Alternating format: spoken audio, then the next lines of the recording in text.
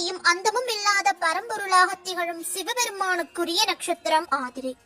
இது சிவனுக்கு அர்ப்பணிக்கப்பட்டதாலேயே திரு என்ற புகழாரம் சூட்டப்பட்டு திருவாதிரையாய் மாறியுள்ளது.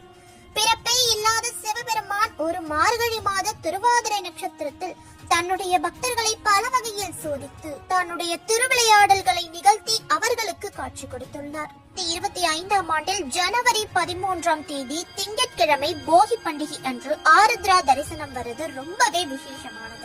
ஒவ்வொரு மாதமுமே திருவாதிரை நட்சத்திரம் வரும். திருவாதிரை நட்சத்திர தினம் என்பது சிவ வழிபாட்டிற்கு உகந்த ஒரு நட்சத்திரம். அந்த நாளில் சிவ பக்தர்கள் விரதம் இருந்து சிவபெருமான வழிபடுவாங்க.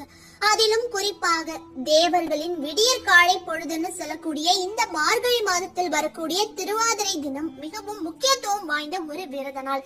இந்த நாளதான் ஆருத்ரா தரிசனம்னு சொல்றோம். ஆருத்ரா அப்படின்னா வேற ஒண்ணும் இல்லைங்க, நம் தமிழ் மொழியில் உள்ள திருவாதிரை நட்சத்திரத்தை தான் வடமொழியில் ஆருத்ரான்னு.